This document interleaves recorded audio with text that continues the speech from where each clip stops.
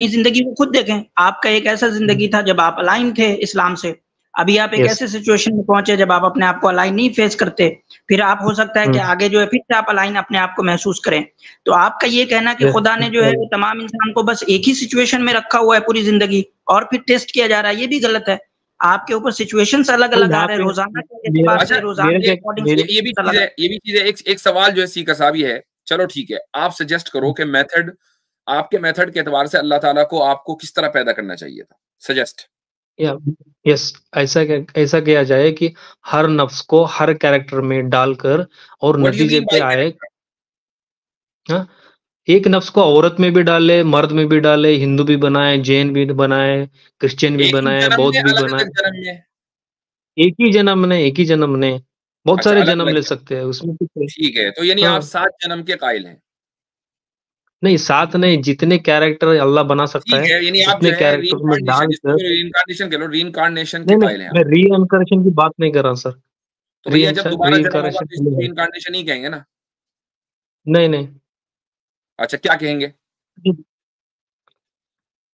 Different situation में डाल रहा है अल्लाह, आजमाइश को बेहतर बना रहा है अल्लाह ताला ने आपको इस वक्त, मिसाल के तौर पर आप ये सजेस्ट कर रहे हैं कि ऐसा होना चाहिए था। आप मसलन इस वक्त मर्द हैं, इमेजिन करें कि आप पिछले जन्म में औरत होते, और अगर पिछले जन्म में नहीं, आजमाइश बोल सकते हैं, it will be more Islamic. पिछले आजमाइश में मैं औरत था, पिछले आजमाइश में मैं, पिछली आजमाइश के लिए पैदा होना पड़ेगा ना पिछली मर्तबा। मुफ्ती साहब, इनसे एक सवाल और है इसी में भाई, कि ठीक है चले, आपका जो है आपका 5 मर्तबा आजमाइश हो रहा है, तो जब सेकंड टाइम आपका आजमाइश हुआ तो आपको फर्स्ट टाइम वाला याद रहना चाहिए या नहीं रहना चाहिए? वही मैं पूछ रहा हूँ कि फर्स्ट टाइम वाली आजमाइश याद रही नहीं चाहिए। अगर रहा तो टेस्ट कहाँ कराएगा? ठीक, तो आपका किसने कह दिया कि आपकी फर्स्ट आजमाइश है? आपका पहले आजमाइश हो चुका है। आप कुरान नहीं पढ़ा आपने? इसमें अल्लाह ताला ने कहा कि आपसे पूछा था कि भाई बताओ कि तुम मुझे रब मानते हो कि नहीं, तो कालू बला सबने कहा कि हम आपको मानते हैं। अलस्तु बिरब्बिकुम कालू बला। तो बस आपको याद नहीं है, आपके अकॉर्डिंग आपकी ये दूसरी आजमाइश, तीसरी आजमाइश है। हाँ, वो 1-2 नेसेसरी मगर कम पड़ रहे हैं ना, यहाँ पे बहुत सारे कॉम्बिनेशन। तीसरी मरने के बाद होगी, चौथी जो है वो मरने के बाद जब जिंदा होंगे तो उस वक्त होगी। क्या हदीस कुरान में मेंशन है क्या? हर कॉम्बिनेशन में आजमाएंगे तब उसके बाद नतीजे में निकलेंगे, ऐसा कुछ नहीं है ना? हदीस में है ना कि जब इंसान मरता है नकीर आते हैं, 3 सवाल करते हैं, तुम्हारा दीन क्या है, तुम्हारा रब कौन है, और ये जिस शख्स को तुम देख रहे हो ये कौन है। तो अगर आप इस आजमाइश में ठीक चल रहे होंगे, होमवर्क सही किया होगा तो वहां जवाब दे देंगे, वरना फिर तैयार रहिएगा गुरस के लिए। और अगर वहां आपकी आजमाइश ठीक हो गई तो फिर अगला जन्म होगा, यानी आपको जिंदा किया जाएगा, और उसके बाद वहां आपकी जो है पूरे नामा अमाल पेश होंगे, तो वो एक आजमाइश है। वहां पे टेस्ट डन है और एक आजमाइश नहीं होगी। आजमाइश मैंने ऐसे दो तो हो गई ना, वो ठीक है, वहां रिजल्ट निकलेगा, 2 तो हो गई ना। कब्र में आपने सवाल कर लिया, कब्र में जो सवाल है, सवाल तो आजमाइश है ना। ये समझ लीजिए ऐसा है जैसे हम देख रहे हैं ना, आप तैयारी कर रहे हैं, तो पहले आपने मेंस वगैरह क्लियर कर ली, उसके बाद आप इंटरव्यू के लिए पहुंचे। तो ये वाली जो जिंदगी है, इसमें आपने जो है अपना प्रैक्टिकल वगैरह जो भी क्लियर करने के बाद अब मुनकर नकीर के पास आप इंटरव्यू के लिए पहुंचेंगे। वहां पे ईमान कहाँ है? चले, हो गया आपका काम, ठीक है। अब ये देखें मेरे भाई, एक बात सुन लीजिए मेरी बात। आपका आर्ग्यूमेंट निहायत बोगस है, वल्लाह कह रहा हूं। इससे इतना ज्यादा वाहियात और बोगस आर्ग्यूमेंट मैंने नहीं सुना, टू बी ऑनेस्ट।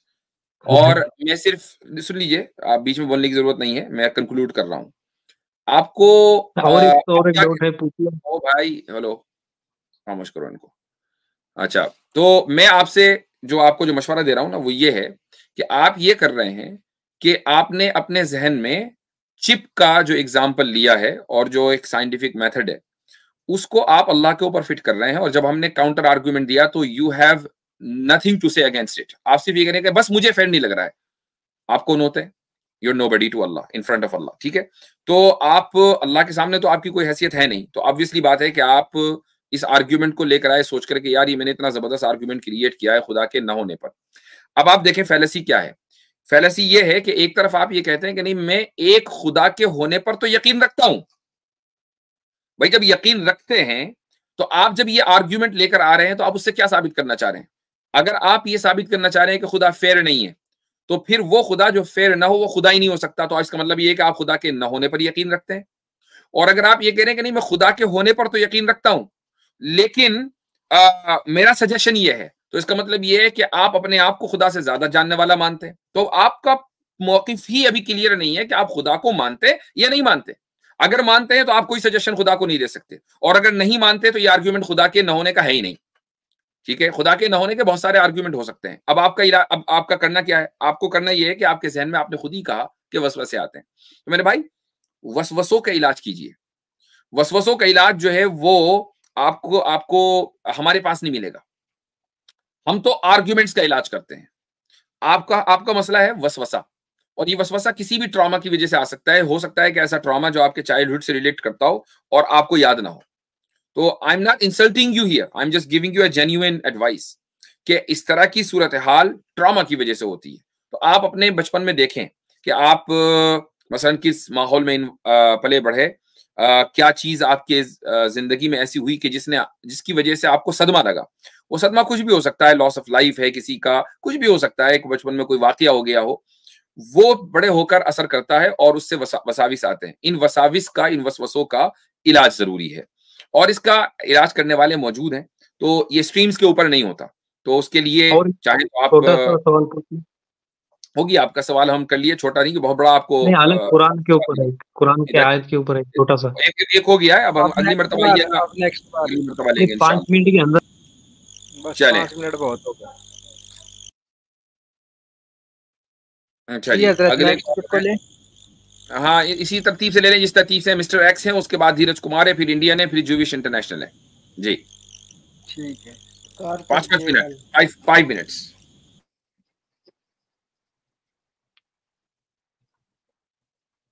अस्सलाम मुफ्ती साहब। वालेकुम सलाम। मुफ्ती साहब, जैसे आप हमेशा कहते हैं कि जो डेमोक्रेटिक या सेकुलर निज़ाम है वो एक बोगस निज़ाम है, तो जहाँ पे मुझे लगता है मुसलमानों की संख्या ज़्यादा है, 60 से 70% है, वहाँ पे तो ऑप्शन है कि वहाँ पे शरिया लॉ लगा दिया जाए। लेकिन जहाँ पे आबादी भारत जैसी है, या क्रिश्चियन ज़्यादा है, या हिंदू ज़्यादा है, या लेट्स से बराबर है, वहाँ पे इसका आपको अल्टरनेटिव क्या नजर आता है? क्योंकि अगर आप किसी चीज को गलत कह रहे हैं तो उसका अल्टरनेटिव भी आपको देना पड़ेगा। अल्टरनेट तो हमने दे रखा है ना, यानी आप जो इस्लामी निजाम है वही अल्टरनेट है भाई। दावत का हिस्सा है हमारा, हम चाहे माइनॉरिटी के तौर पर रहें या मेजोरिटी के तौर पर रहें, ये हमारी शरी जिम्मेदारी है कि हम दीन की दावत लोगों तक पहुंचाते रहें। और दीन की दावत का मतलब सिर्फ ये नहीं है कि आप रोजा रख लें, नमाज पढ़ लें और ला इलाहा इल्लल्लाह कह दें, बल्कि दीन की दावत वो एक पूरा ये होलिस्टिक पैकेज है कि जिसके अंदर निजाम हुकूमत और इसी तरीके से कि आपकी जो मार्केट है, शेयर मार्केट है, वो कैसे चलनी चाहिए, आपका बाजार कैसे चलना चाहिए, आपकी इकोनॉमी कैसे चलनी चाहिए, आपकी जस्टिस सिस्टम कैसा होना चाहिए, ये पूरा एक होलिस्टिक सिस्टम है। हम पूरे होलिस्टिक सिस्टम की दावत देते हैं। तो जब हम ये कह रहे हैं कि जो डेमोक्रेसी है वो एक बोगस निजाम है, तो उसकी वजह यह है कि हमारे पास उससे कहीं बेहतर, लाख दर्जा बेहतर, बल्कि सबसे बेहतर निजाम है हुकूमत का। जब हम ये कह रहे हैं कि कैपिटलिज्म एक जालिमाना निजाम है, तो उसकी वजह यह है कि हमारे पास जो इस्लामिक फाइनेंस का सिस्टम है वो उससे कहीं बेहतर, लाखों दर्जा मुनसिफाना निजाम है। तो हम तो पूरे दीन की दावत दे रहे हैं ना। जहाँ पे जैसे भारत जैसे देश में 20 से 30% जैसे आबादी है मुसलमानों की, वहां पे सरिया लगा देना ये इनजस्टिस नहीं होगा? क्योंकि मानने वाले ही। पिछली मर्तबा आपने मुझसे ये सवाल किया था और उस वक्त आप इस सवाल को समझ गए होंगे। मैंने क्या कहा था, और मुझे हैरत है कि आप पढ़े लिखे आदमी हैं और सही आपके सिंसियर सवाल बाज मर्तबा होते हैं, लेकिन आप दोबारा उसको बात को घुमा रहे हैं। मैंने क्या कहा था आपसे? मैंने आपसे ये कहा था कि अगर मैं प्राइम मिनिस्टर बनूं और मैं इस बात पर प्राइम मिनिस्टर बनूं कि मुझे 400 सीटें चाहिए ताकि मैं मुल्क का कॉन्स्टिट्यूशन बदल दूं और शरिया नाफिज कर दूं, और मुझे 400 सीटें मिल जाएं, इसका मतलब ये है कि पब्लिक विल मेरे साथ है, तो जाहिर सी बात है कि मैं शरिया नाफिज करूंगा और मैं खिलाफत लाऊंगा। क्यों? इसलिए कि पब्लिक ये चाहती है। तो आप ये जो आप 20 से 30% की बात कर रहे हैं, नहीं सुन लीजिए, आप जो 20 से 30% की बात कर रहे हैं, 20 से 30% लोग जो हैं वो जाहिर है कि जबरदस्ती 70% की आबादी के ऊपर कोई निजाम थोप दें तो ये मुनासिब नहीं होगा। लेकिन अगर 70% लोग उन 20-30% लोगों के निजाम को अडॉप्ट करना चाहें तो क्या आपको कोई प्रॉब्लम है?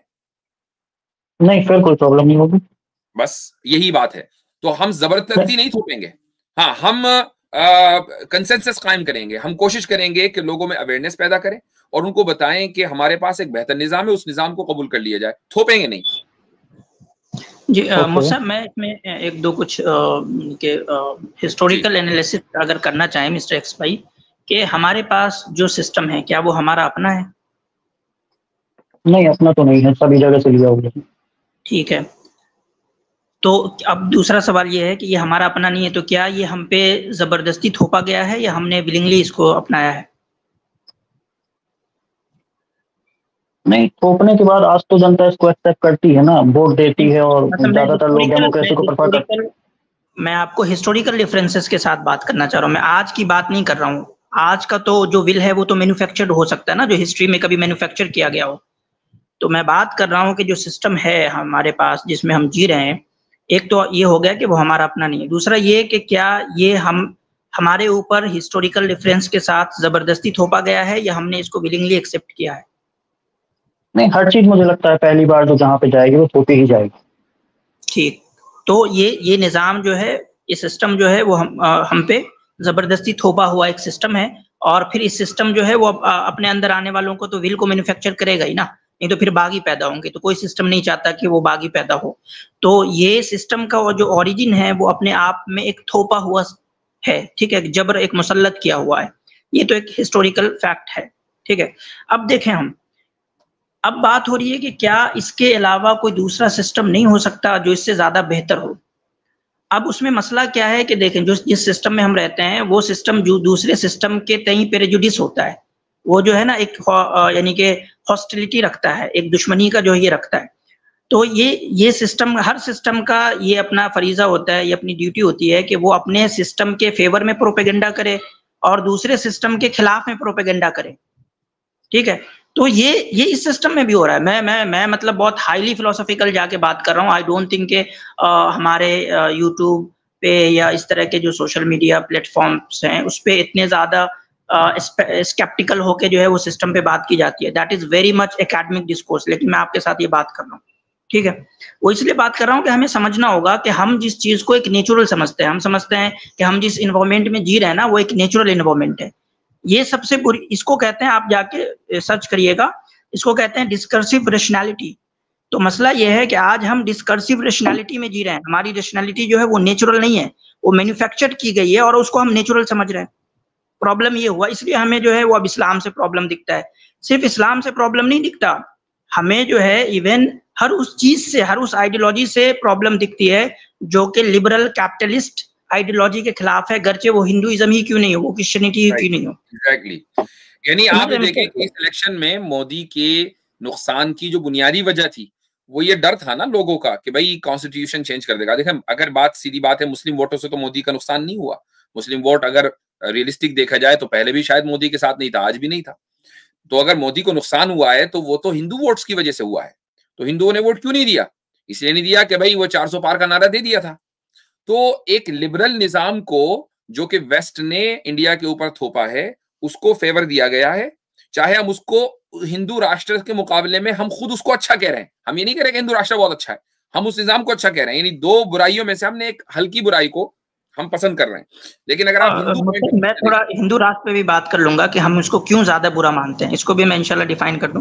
क्योंकि देखिए, हिंदू राष्ट्र का जो कॉन्सेप्ट है ना, हम उसको मानते ही नहीं है कि वो इंडियन ओरिजिन है, वो बेसिकली मॉडर्निटी का ही एक प्रोजेक्ट है। अब हम कैसे उसको डिफरेंशिएट करते हैं मॉडर्निटी के से, हम कैसे उसको जोड़ते हैं? हर वो सिस्टम या हर वो मूवमेंट जो के माध्यत परस्त हो, जो कि मेटेरियलिस्टिक हो, ठीक है, जिसका जो है, अब बताएं कि जो हिंदुत्व का जो मूवमेंट है उसमें क्या गुड जो है वो प्री डिफाइंड है, और वो गुड जो है वो क्या हिंदुइज्म का जो स्पिरिचुअल एस्पेक्ट है उस पे मबनी है, उस पे बेस्ड करता है? नहीं करता है।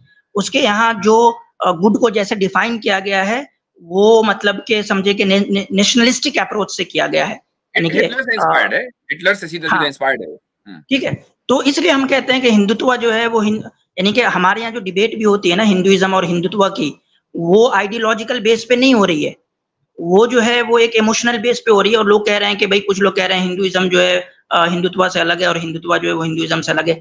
उसकी क्या फिलोसॉफिकल एजम्पशन है जिसकी वजह से वो अलग है, वो क्या फाउंडेशन है जिसकी वजह से वो अलग है, वो कोई डिस्कस नहीं कर रहा। तो हिंदुइज्म और हिंदुत्व में जो चीज सबसे बुनियादी तौर पे फर्क करती है वो क्या है? वो है उसका कॉन्सेप्शन ऑफ गुड। उसका के खैर का कॉन्सेप्ट, के अच्छाई क्या है उसका कॉन्सेप्ट।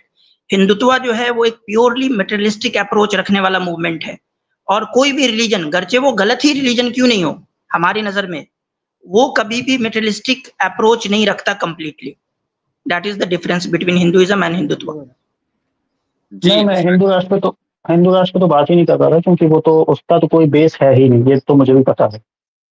शरिया का बेस है, इसलिए मैं उस पर पूछ रहा था। लेकिन मुझे फिर भी लगता है कि डेमोक्रेसी में कुछ बोगस चीजें हैं, लेकिन फिर भी अभी मुझे लगता है कि वो कुछ चीजें हैं जो मुझे लगता है शरिया से बेटर है। मैं 2-3 पॉइंट उस पर रख देता हूँ। जैसे एक पॉइंट ये है कि अभी आप और हम डिबेट कर रहे हैं एक टॉपिक पे, धर्म पे। लेट्स से अगर मेरा धर्म कुछ और होता, आपका धर्म कुछ और है, उस पर बात कर सकते हैं। जहाँ पे शरिया निज़ाम लागू है, जैसे डॉक्टर जाकिर नाइक साहब उनको इंडिया से बाहर निकाल दिए, तो मैं इसको सही नहीं समझता, क्योंकि डिस्कशन होना चाहिए। हेल्दी सोसाइटी के लिए डिस्कशन बहुत जरूरी है। ये चीज मुझे लगता है कि शरिया निज़ाम में अप्लाई नहीं होती कि आप अपना, मैं समझता हूँ कि ये इस्लामी हिस्ट्री से नावाकिफियत की दलील है। जितना डिस्कशन इस्लामी हिस्ट्री में खुद इस्लाम के बुनियादी अकीदों के ताल्लुक से हुआ है, उतना आज नहीं हुआ, उतना आज भी नहीं होता। मसलन आप ये देखें कि अब्बासी या उमवी खिलाफत के दौरान, जबकि मुसलमानों का मुकम्मल उरूज था, ठीक है, उस वक्त जो ग्रीक फिलॉसफी का तर्जुमा हुआ और उस ट्रांसलेशन के नतीजे में एक डिस्कोर्स का और एक गुफ्तगू का आगाज हुआ, क्या आप वो कहीं देखते हैं पूरी इस्लामी दुनिया में? हालांकि उस फिलॉसफी को जो मुसलमानों में आई, हम उसको मुअतजिला कहते हैं, तो मुअतजिला को हम दुरुस्त नहीं समझ रहे, लेकिन ऐसा नहीं हुआ कि भाई फला मुअतजिली, चलो भाई इसको कत्ल कर दो, या मुअतजिला के ऊपर पाबंदी लग गई। यहाँ तक के इस्लामी दौर में एक फिरका पैदा हुआ जो आज भी है, जिसको आप आज आगा खानी कहते हैं, तो ये बातनिया के नाम से शुरू हो गए थे, और इन्होंने इस्लाम को मुकम्मल तरीके से डिस्टोर्ट करने की कोशिश की है। लेकिन ऐसा नहीं हुआ कि भाई बातनिया को चुन चुन के मारा गया हो, वरना अगर ऐसा होता तो ये मुकम्मल तौर पर खत्म हो चुके होते। इनकी बाकायदा किताबें थी। तो ये डिस्कोर्स तो हमेशा रहा है, गुफ्तगू हमेशा रही है। यहाँ तक कि इमाम अबू हनीफा किस जमाने में थे भाई? अब्बासी खिलाफत के जमाने में थे ना, बिल्कुल शुरू में। उनके मुनाजरे हैं किन से? एथीस्ट्स के साथ। इसी तरीके से वो जो है जाफर सादिक, इमाम जाफर सादिक, उनके मुनाजरे हैं, जो इमाम जाफर सादिक इमाम अबू हनीफा के उस्ताद हैं, उनके मुनाजरे हैं एथीस्ट के साथ। तो एथीस्ट उस जमाने में मौजूद थे और उनके मुनाजरे हो रहे थे। जाहिर मुनाजरे में वो क्या कहते होंगे? अल्लाह मौजूद नहीं है, यही तो मुनाजरा होता होगा ना, और वो बाकायदा रिकॉर्डेड मुनाजरे हैं। तो ये जो गुफ्तगू है ये हमेशा हुई है। हाँ, गुस्ताखी की इजाजत नहीं दी गई है, वो एक अलग है, उसके लिए लॉ है, गुफ्तगू के खिलाफ लॉ नहीं है। इनफैक्ट मुफ्ती साहब मिस्टर एक्स भाई एक ना, ये हमारा एक असम्पशन ये भी गलत है कि हम जिस निज़ाम में रह रहे हैं वहाँ हर चीज पे बात करने की आजादी है। क्या हम ये बैठ के यहाँ पे डिस्कशन कर सकते हैं कि रेसिज्म को लीगलाइज किया जाए या नहीं किया जाए? कर सकते हैं? नहीं ऐसा नहीं कर सकते ना। तो ये मैं बार बार कहता हूँ कि ये प्रेमिसेस ही गलत है कि ये कहा जाए कि आज जिस सिस्टम में हम रह रहे हैं वहां तो बहुत फ्रीडम है और दूसरे सिस्टम में फ्रीडम नहीं है। मिस्टर एक्स भाई, इसको समझें कि हर सिस्टम का अपना बुनियादी, अपना जो है फंडामेंटल प्रिंसिपल्स होते हैं जिसको वायलेट करने की कोई भी इजाजत नहीं देता, कोई सिस्टम नहीं देता, इस्लाम भी नहीं देता। इसमें मतलब जो सिस्टम आज का है या जो सिस्टम किंगडम होगा या जो इस्लामिक सिस्टम होगा, उसमें कोई फर्क नहीं है। हर सिस्टम जो है वो एक रेड लाइन बनाता है और उस रेड लाइन को क्रॉस करने की इजाजत नहीं देता। खुद इसी को देख लीजिए आसिम भाई, कि क्या खुलकर इंडिया में जहां डेमोक्रेसी है खिलाफत की बात की जा सकती है? नहीं की जा सकती। क्यों? इसलिए कि खिलाफत उस सिस्टम के, डेमोक्रेसी के खिलाफ है। तो आप नहीं बात कर सकते ना। तो आप ये नहीं कह सकते कि देखें हम डेमोक्रेसी में खुलकर बात कर रहे हैं, नहीं कर रहे हैं। आप उस सिस्टम के खिलाफ, जो उसकी बुनियादी, उसका जो बेसिक कैरेक्टर है, उसके खिलाफ जाकर बात नहीं कर सकते हैं। असल में मुफ्ती साहब, इनको वही है कि आपको हिस्ट्री पढ़ना बड़ा इंपॉर्टेंट है, क्योंकि बड़े बड़े नॉन मुस्लिम्स नाम है, पॉल ऑफ एंटीओक है, जॉन ऑफ डेमास्कस है, जिनके साथ पोलेमिकल वर्क्स हुए हैं मुसलमानों के। मतलब यहाँ से कोई किताब लिखता था, वहां से कोई किताब लिखता था, पब्लिक डिबेट्स होती थी, तभी तो जाके हमारे पास अल्हम्दुलिल्लाह इतना बड़ा चंक है लिटरेचर का। ये वन साइडेड थोड़ा ही है। जब वहां से रेजिस्टेंस आती है तो हम यहाँ से जो है वो काम लिखा गया मुसलमानों की तरफ से। तो ऐसा बिल्कुल भी नहीं है कि वो एकदम से बात भी नहीं करने दी जाएगी। तो ये एक जी, मुझे हिस्ट्री का ये पॉइंट पता नहीं था जो मुफ्ती साहब ने मेरे सामने रखा। मैं एक लास्ट पॉइंट और है वो मैं रख दूं कि जैसे इस्लामिक निज़ाम में है, वहाँ पे दो चीजें हैं कि जो दिफाई जिहाद है वो तो होगा ही और वो सभी देश करते हैं, लेकिन अटैकिंग भी है, जो जहाँ पे आप इस्लाम का प्रचार करना चाहें वो अगर मना कर दे, डेमोक्रेसी में हाँ भी है हाँ मेरे भाई। जी जी जी, जहाँ पे जैसे आप हाँ गो अहेड। जैसे लेट्स से नॉर्थ कोरिया है, वहाँ पे आपने कहा कि हमें इस्लाम का प्रचार करना है, वो मना करता है, तो वहाँ पे अटैक किया जाएगा, ये चीज है। अब ये चीज पूरी जहाँ पे भी लागू है वहाँ पे, और ये सभी जगह होता रहेगा, तो इस हिसाब से मुझे लगता है जो भी देश युद्ध की स्थिति में रहता है वो कभी ग्रो नहीं कर पाता, तो ये भी एक मुझे माइनस पॉइंट लगता है। बताएं कि क्या नॉर्थ कोरिया के ऊपर आज वेस्टर्न लिबरल डेमोक्रेसीज ने हमले नहीं किए हुए? नहीं किए हुए हैं ना, क्योंकि हमला करने के लिए जरूरी नहीं है कि मिसाइल ही गिरे। आप जो सैंक्शंस लगाते हैं ना कि दवाई नहीं है, मशीनें नहीं है, हॉस्पिटल्स नहीं है, ये सारे हमलों के अंदर आते हैं। लोग भूखे मर रहे हैं, यानी उनके पास जो छोटी मोटी बीमारियां होती है उसकी दवाएं उस पूरे मुल्क की आवाम के पास नहीं है। क्यों? इसलिए कि भाई उस मुल्क का जो निजाम है ना वो हमारा वाला निजाम नहीं है। तो भाई आवाम की तो कोई गलती नहीं ना, वो तो किंग क्या नाम उसका, किंग जॉन उन मोटू जो है वो उसकी गलती है, उसके अब्बा की गलती थी कि उसने वो निजाम, जो उसके दादा की गलती थी वो निजाम वहां लेकर आए, लेकिन उसकी सजा क्या है? पूरी कौम को मिल रही है। और कौन दे रहा है? सारी लिबरल डेमोक्रेसीज मिलकर दे रही हैं। तो दिफाई ये जो इकदामी जो है अटैक है वो तो चल रहा है, इट्स ऑन गोइंग, और आज से नहीं चल रहा, 17 साल से चल रहा है। मिस्टर एक्स भाई, ये भी ना मतलब के एक कह लें कि ये पॉसिबल नहीं है। इसका जो ताल्लुक है ना, जो इकदामी जो वॉर होते हैं, मतलब ठीक है, अटैकिंग जो होते हैं, उसका जो ताल्लुक है वो किस चीज से है? वो उसी चीज से है कि आपका कॉन्सेप्शन ऑफ गुड क्या है और आपका कॉन्सेप्शन ऑफ जस्टिस का क्या है। तो जब आप मानते हैं कि कहीं गुड नहीं हो रहा, कहीं जस्टिस नहीं हो रहा, तो ये आपकी जिम्मेदारी है कि आप वहां इंटरवीन करके जस्टिस को एस्टैब्लिश करें, ये आपकी जिम्मेदारी है। तो ये चीज आपको थ्रू आउट हिस्ट्री हर एक जगह दिखेगी कि जब कोई सिस्टम अपने जस्टिस को डिफाइन कर लेता है और अपने खैर को, अपने गुड को डिफाइन कर लेता है और उससे अलग कहीं कुछ देखता है, तो फिर वो वहां इंटरवीन करता है। वो अपनी मोरल रिस्पॉन्सिबिलिटी समझता है कि वो जस्टिस और जो गुड है, जो उसके अकॉर्डिंग उसको जो है वो एस्टैब्लिश करे। ये आप भी बोलेंगे ना कि एक मोरल इंसान की निशानी तो यही है कि वो कहीं इनजस्टिस होता देखे तो वो वहां इंटरवीन करे। जी, जैसे अभी अमेरिका अफगानिस्तान में या जगह जगह इंटरवीन कर रहा है, तो वो उस लायक है कि इंटरवीन कर सके, लेकिन इस्लामिक निज़ाम में ये है कि अगर आप लायक भी नहीं है फिर भी आप करें, और जैसे हिस्ट्री में देखा गया है। ऐसा नहीं है मुझसे इसमें ये भी है कि लायक होने का जो डेफिनेशन है ना वो हमारा अलग है। नहीं, चले थोड़ा मैं इन्हीं का डेफिनेशन ले लूं, हम इन्हीं का, अगर डेफिनेशन है लायक होने का मतलब यही हुआ ना कि भाई आपकी मुकम्मल सलाहियत नहीं है, इस्तेदाद नहीं है, आप प्रिपेयर्ड नहीं है। लायक होने का मतलब यही हुआ ना मिस्टर एक्स। जी, चीजें नहीं है आपके पास उतनी बराबर लड़ने की, नहीं है आपके पास उतनी, उसमें ठीक है, तो उसकी हमारे यहाँ भी कोई गुंजाइश नहीं है। पहले कुरान करीम में वाज़ेह तौर पर यह हुक्म है कि जितना तुमसे हो सके उसकी तैयारी करो। वअइद्दू लहुम मस्तताअतुम मिन कुव्वतिन व मिन रिबातिल खैल, कि पहले तुम तैयारी करो, तैयारी करने के बाद जब तुम उस लेवल पर पहुंच जाओ तो बिल्कुल ठीक है, तभी इकदाम होगा ना। उससे पहले कैसे इकदाम होगा? हाँ, दिफा तो आप कभी भी कर सकते हैं, आप एक तलवार से कर सकते हैं, आपके हाथ में कुछ नहीं है, दिफा तो आप हर हाल में करेंगे। इकदाम के लिए तैयारी का हुक्म है। फिक की किताबों में इनफैक्ट ये तक लिखा हुआ है कि रूलर को बहुत सी चीजें देखनी पड़ती हैं कि अगर उसको डिक्लेयर करनी है वॉर, तो ये देखना है कि मेरे पास जो है असलाहा है, यानी वेपन्स हैं, मेरे पास रिसोर्सेज हैं, कैजुअलिटी कितनी होंगी, गुड प्रिवेल करेगा कि बैड प्रिवेल करेगा, तो सारी चीजें देखनी पड़ती हैं।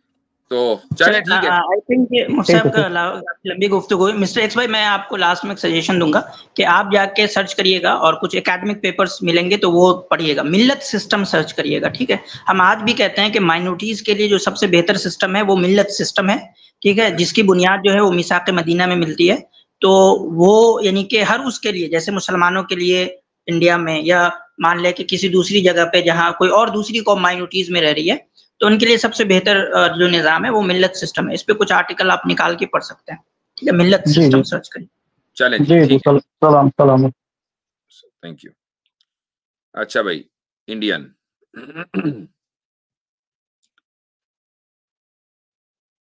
जी भाई, इंडियन साहब माइक अनम्यूट करें अपना। म्यूट है माइक आपका। जी भाई, हो गया। हेलो मुफ्ती साहब, आवाज आ रही है? जी आ रही है, बस जरा होल्ड कीजिएगा। आसिम भाई इतने आप बात करें, जस्ट अ सेकंड। जी जी जी, इंडियन साहब कैसे हैं आप? जी आसिम भाई, मैं अच्छा हूँ, आप कैसे हैं? जी मैं भी अल्हम्दुलिल्लाह बेहतर। जी फरमाएं। तो ये मुफ्ती साहब वही उस पर बात चल रही थी आप लोगों की अभी खिलाफत पर, राइट? नहीं, हमारी बात जो है वो पॉलिटिकल समझेंगे, पॉलिटिकल साइंस पे बात चल रही थी। हाँ, तो मतलब खिलाफत उसी का पार्ट है ना एक। हाँ, उसका पॉलिटिकल साइंस का तो पार्ट होगा ना, जो भी पॉलिटिकल सिस्टम दुनिया में एग्जिस्ट करते हैं उसका पार्ट होगा। हाँ, तो वो पिछले साहब थे, उनसे आपकी एक बात हुई थी, तो उससे मैं एग्री नहीं करता हूँ कि उन्होंने कहा कि ये थोपा गया है। ये कोई थोपा नहीं गया है, ये सिस्टम, ये हमने खुद विलिंगली एक्सेप्ट किया है। अच्छा, आपने इंडिया की हिस्ट्री पढ़ी है? बार बार उसको तस्दीक किया है। आपने इंडिया की हिस्ट्री पढ़ी है? तो हाँ पढ़िए, मतलब अब ठीक किस है, सेंस में आप थोड़ा मुझे बताएं 1757 से लेके 1947 तक की हिस्ट्री पढ़ी है आपने? हाँ पढ़िए। पढ़ी है। आप ये बताएं कि जो जिसको आप आज करंट सिस्टम कहते हैं, ये 1947 और 1950s में पैदा हुआ है या ये ब्रिटिश एरा में पैदा हुआ है? नहीं, ये तो हमारे कॉन्स्टिट्यूशन के साथ पैदा हुआ है, क्योंकि ब्रिटिश एरा में तो थी ना यूनिवर्सल एडल्ट फ्रेंचाइज। यही तो बुनियादी है ना, आपको पता भी नहीं है। आप खुद कहते हैं कि आपको पता है कि हमारा जो आईपीसी था, जो आज से कल से चेंज हो रहा है, वो कब का बना हुआ था? 1860 का। ठीक है, 1860 में, यानी कि 1860 और 1950 एक होता है। अरे तो मैं कह रहा हूँ यूनिवर्सल एडल्ट फ्रेंचाइज थी उस टाइम की नहीं थी? अब आप बताएं ना कि आप कह रहे हैं कि हम 1950 में पैदा हुए हैं, फिर ये 1860 कहां से आ गया? अरे तो अगर कोई चीज जो है ठीक है, अच्छी है, उसको फॉलो करने में क्या दिक्कत है? तो ये चीज जिसको आप फॉलो कर रहे हैं, ये 1950 में पैदा हुआ या उससे पहले पैदा हुआ ब्रिटिश एरा में? ये तो डेवलप हुआ इवन उसके पहले से। ये तो मतलब 1000 साल से आप कह रहे हैं तो डेवलप हो रहा है। 1000 साल में डेवलप किसने कह दिया? 1000 साल में डेवलप हुआ? ये तो भाई ब्रिटिशर के आने के बाद ये सारा का सारा सिस्टम हुआ है। इसमें एक भी चीज ऐसी नहीं है, इस सिस्टम में एक भी चीज ऐसी नहीं है जो प्री ब्रिटिश एरा की हो। जो पार्लियामेंट्री डेमोक्रेसी है वो तो मतलब पार्लियामेंट ऑफ इंग्लैंड से डेवलप हो रही है ना। तो फिर आप कैसे कह सकते हैं कि ये सिस्टम 1950 में जो है वो आपके पास आया है? मतलब अब इसलिए मैंने पूछा आपसे, इसलिए मैंने पूछा कि आपने हिस्ट्री पढ़ी है?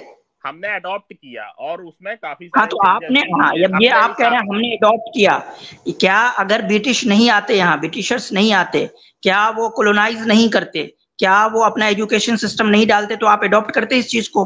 क्या वो आपके जो है वो करोड़ों लोगों को नहीं मारते, तो क्या आप अडॉप्ट करते इस सिस्टम को? अगर अच्छा होता तो अडॉप्ट करते, नहीं होता तो भाई नहीं ये करते। अच्छा होता, ये आप डिसाइड ही नहीं कर पाते ना। अगर ब्रिटिश एजुकेशन सिस्टम नहीं होता तो आप इसको अच्छा मानते ही नहीं। आप जो आज इसको अच्छा मान रहे हैं वो इस वजह से कि उन्होंने, ब्रिटिशर्स इसमें कामयाब रहे। किस चीज में? कि उन्होंने ऐसे इंडियंस पैदा किए जो टेस्ट में ब्रिटिशर्स हैं।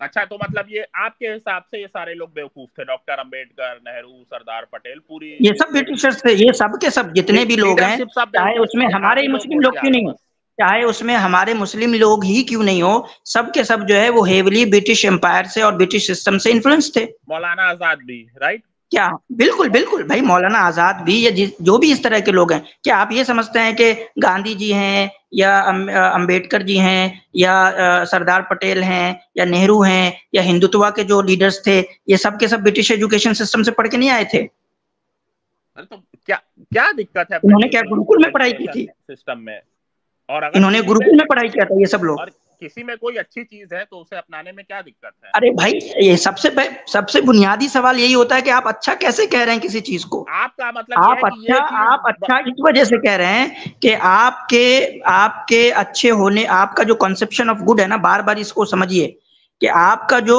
गुड और बैड का जो क्राइटेरिया है वो आपका अपना नहीं है, वो ब्रिटिशर्स देकर गए हैं आपको, और आप उसको लेके आगे बढ़ रहे हैं और समझ रहे हैं कि ये हमारा अपना है।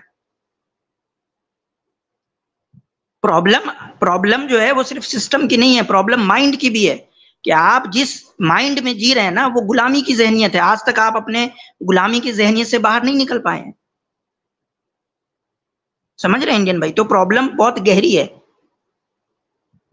अब आपने पूरे इंडिपेंडेंस मूवमेंट को ही बस के नीचे ढकेल दिया, तो अब मैं क्या कह सकता हूँ? नहीं, मैं कोई इंडिपेंडेंस मूवमेंट को मैं पीछे नहीं ढकेल रहा हूँ। आप जाएं, आप एकेडमिक में जाएं, एकेडमिशियन में, वहां जाके पढ़ें। वहां पूरा का पूरा जो है एक डिपार्टमेंट होता है कई जगहों पे, और पूरा का पूरा जो है वो स्टडीज होती है, इंटरनेशनल स्टडीज में, सोशियोलॉजी में, ठीक है, पॉलिटिकल साइंस में, उसको कहते हैं पोस्ट कॉलोनियलिज्म। पोस्ट कॉलोनियलिज्म, ठीक है।